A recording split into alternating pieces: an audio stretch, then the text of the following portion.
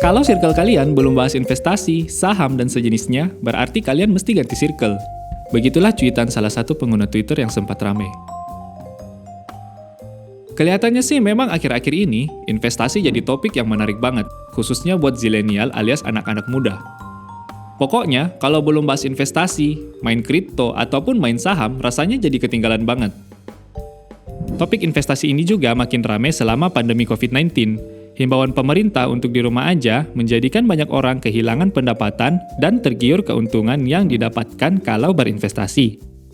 Sayangnya, banyak orang yang melakukan investasi tidak pikir panjang. Alhasil, bukannya cuan, malah rugi besar-besaran karena investasinya asal-asalan atau ditipu layanan investasi yang ilegal. Ih, serem juga ya. Mana cari uangnya susah lagi. Ini malah tambah rugi karena nggak bijak waktu mengalokasikan dana untuk investasi. Jadi nggak boleh nih ikut investasi. Ya boleh-boleh aja, malah investasi ini disarankan untuk kita yang masih muda-muda. Tapi biar gak kejebak oleh layanan investasi ilegal dan malah jadi boncos, sebagai investor pemula, kita harus perhatiin beberapa hal penting. Pertama, kita harus paham basic keilmuan pasar modal. Sebelum terjun dan ikut aktivitas pasar modal, paling tidak kita harus tahu dulu bagaimana pasar modal bekerja.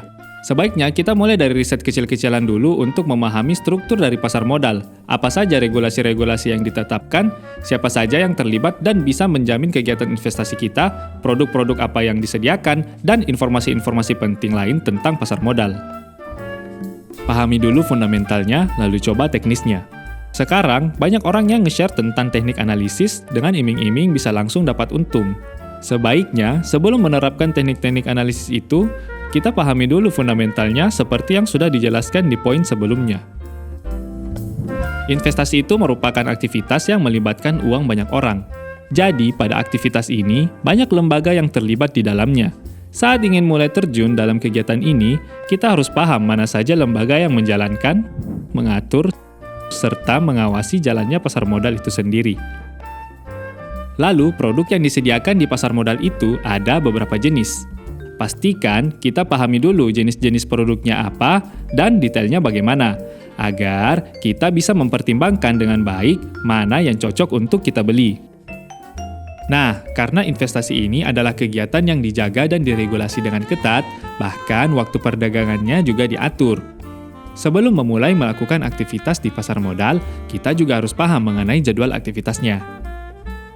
Untungnya, kita bisa mempelajari itu semua melalui sekolah pasar modal yang bisa dilakukan secara offline maupun online. Mulainya dikit dulu demi kesehatan mental. Ini nih yang biasanya jadi kesalahan banyak pemula, karena ngelihat profit gede tanpa pikir panjang langsung investasi dalam jumlah yang besar-besaran. Sebagai pemula, disarankan untuk mulai dari modal kecil dulu, karena di awal ini kita bukan mau cari untung, tapi mempelajari pola-pola di pasar modal dan cara bermainnya. Fokus ke risiko, profit belakangan. Sebelum memikirkan profit, ada baiknya lebih fokus mempertimbangkan risiko dari setiap instrumen investasi yang mau kita ambil. Karena kalau kita udah paham risiko dan menyesuaikannya dengan kemampuan kita, maka profit dijamin pasti akan ngikut. Pahami dulu bahwa pasar modal beda dengan forex dan lain-lain. Yang perlu diingat juga nih, kalau pasar modal ini yang jualannya saham, reksadana, obligasi, dan lain-lain itu berbeda dengan binomo, forex, kripto, ataupun aplikasi sejenis. Terakhir, yang paling penting adalah mempersiapkan mental kita sebagai pemula karena keuntungan di awal yang pastinya nggak bisa langsung naik signifikan. Pelan-pelan aja dulu. Nanti, semakin kita ngerti cara kerjanya, kita juga yang akan merasakan keuntungannya.